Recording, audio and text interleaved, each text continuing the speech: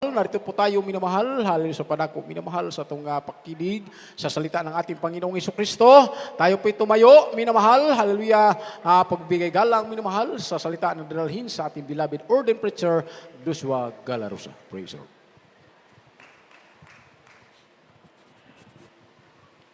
Amen. Praise the Lord. God bless you, beloved co-preacher, Brother Idmar Dayuna. At tayo po ay manalangin, mga minamahal.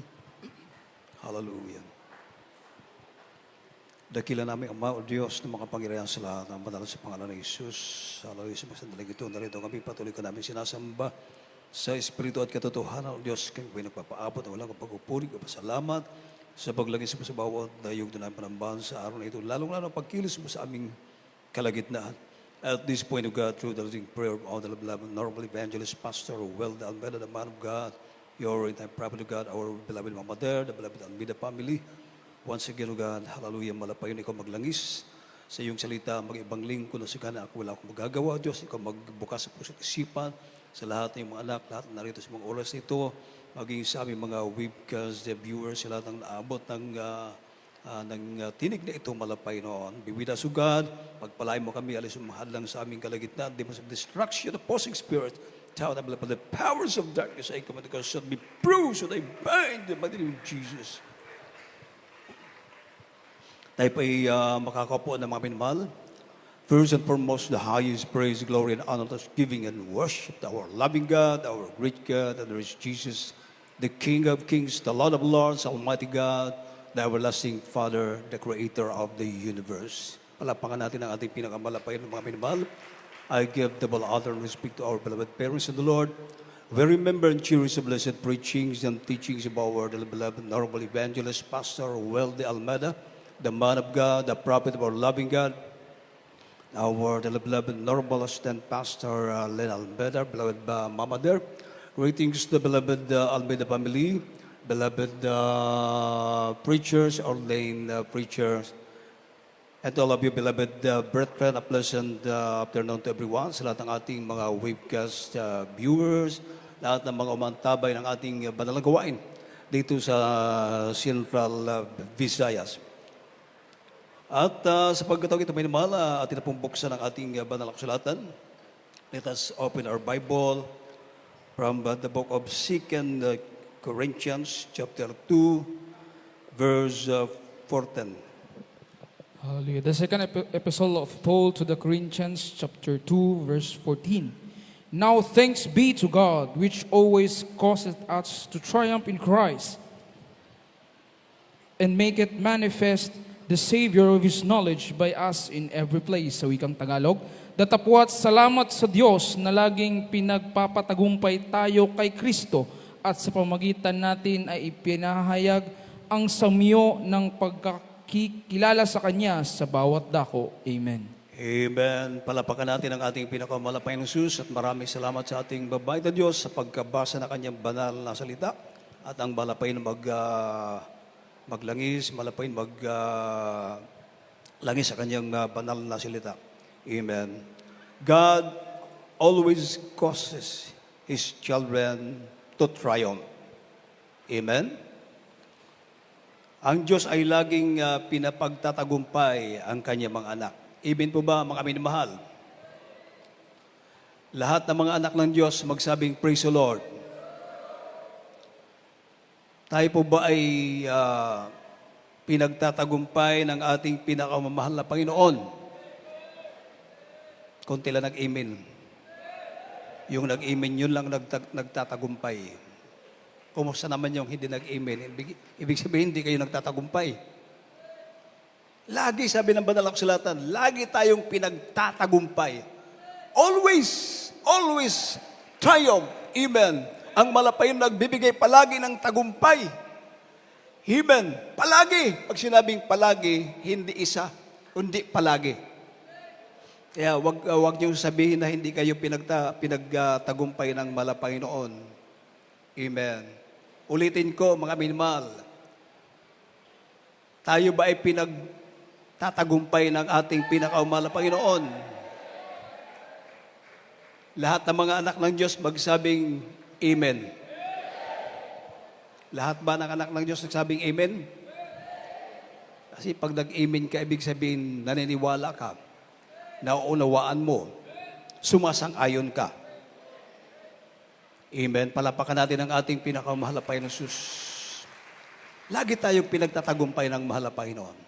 Dahil kung hindi tayo nagtagumpay, hindi tayo pinagtatagumpay palagi, hindi tayo palaging pinagtatagumpay ng ating pinakamahal na Panginoon, hindi sana wala na tayo rito.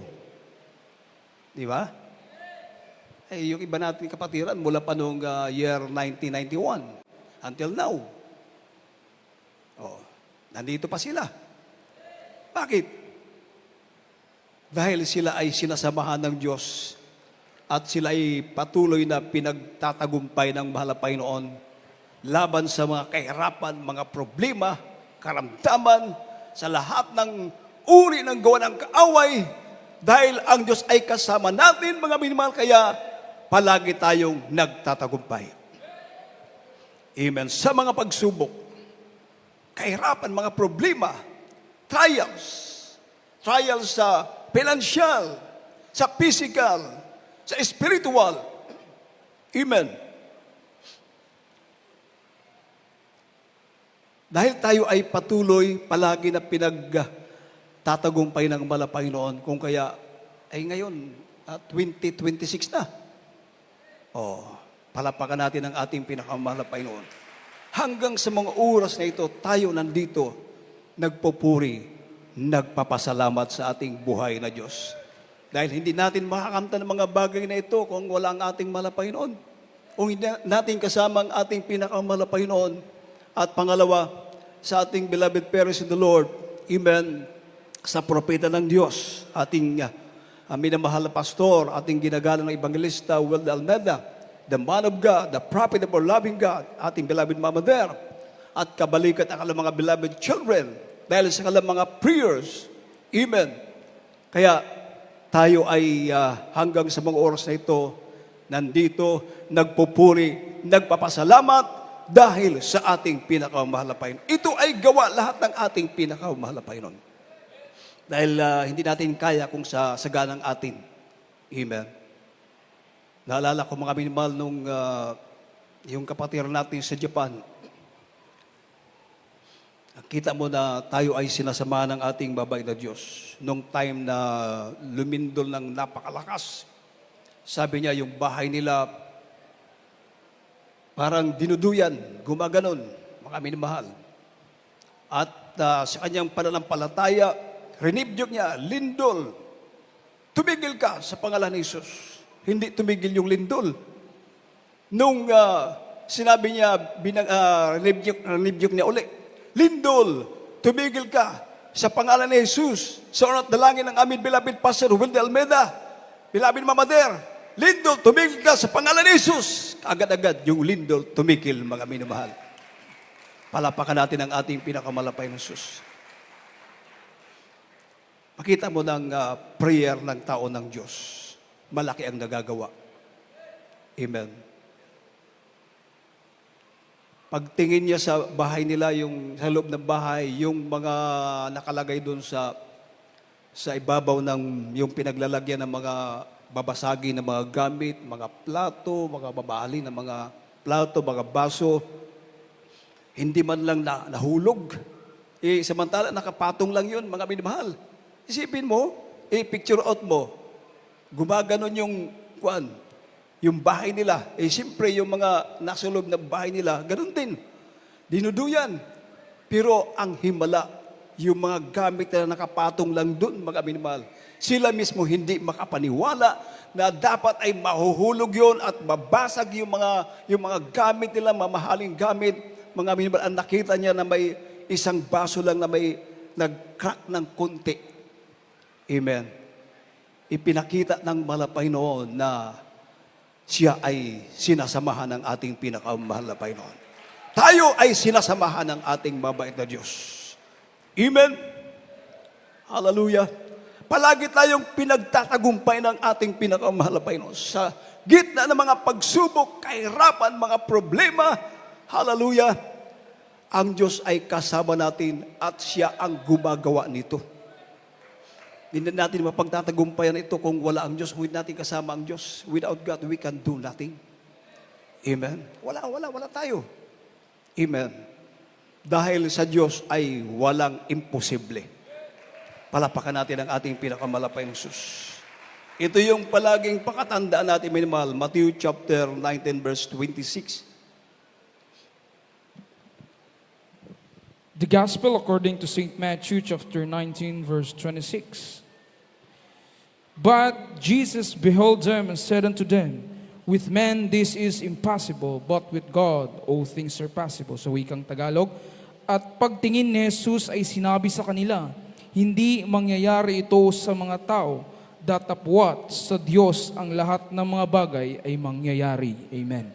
Amen. Palapakan natin ang ating pinakamalapayang Jesus. With men, this is impossible. But with God, all things are possible. Everybody say, praise the Lord. Kaya, sa ganang ating, hindi natin kaya, hindi natin magagawa. Amen. Pero kung tayo ay sasampalataya sa Diyos, tayo ay magtitiwala sa ating pinakamahal na Panginoon. Amen. Ating ibibigay sa Diyos ang lahat. Amen. Palapakan natin ang ating pinakamalapay na Sus. Ating ipagkatiwala sa ating mahal na Panginoon ang buong buo. Hindi kalahati. Amen. Kundi buong buo na pagtitiwala. Ang Diyos ay kikilos ang kapangyarihan ng ating pinakamalapay noon. Amen. Magiging posible para sa iyo. Amen. Ang imposible magiging posible para sa iyo. Dahil sa Diyos lahat ay posible. Lahat ay magagawa ng ating pinakamamahal na Panginoon. Walang bagay na mahirap sa Diyos. Walang bagay na hindi magagawa ng ating pinakamamahal na Panginoon.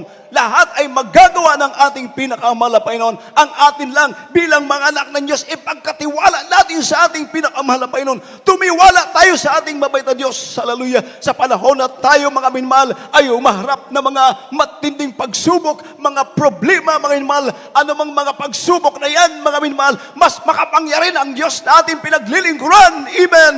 Hallelujah. Mas powerful ang ating pinakamamahal na Panginoon. Amen. Hallelujah. Ang hindi magagawa ng tao, sa Diyos lahat ay magagawa ng ating pinakamamahal na Panginoon. Amen. Kailangan lang natin ang sumampalataya, magtiwala sa ating pinakamamahal na Panginoon. Amen. Mark chapter 9 verse 23. The Gospel according to St. Mark chapter 9 verse 23. Jesus said unto him, if thou canst believe, all things are possible to him that believeth. Sa wikang Tagalog. At sinabi sa kaniya ni Jesus, kung kaya mo, ang lahat ng mga bagay ay may pangyayari sa kaniya na nananampalataya. Amen. Amen. All things are possible to him that believeth. Amen. Ang lahat ng mga bagay ay may pangyayari sa kanya na nananampalataya. Palapakan natin ang ating pinakamalapay noon, di ba? Amen. Lahat ay magiging posible para sa iyo. Pero kailangan mo lang pananampalataya, 100% na pagtitiwala, pananalig sa ating buhay na Diyos. Everybody say, praise the Lord. Amen. Makapangyarihan ang Diyos. Amen. Kailangan lang natin mga mali yung pananampalataya.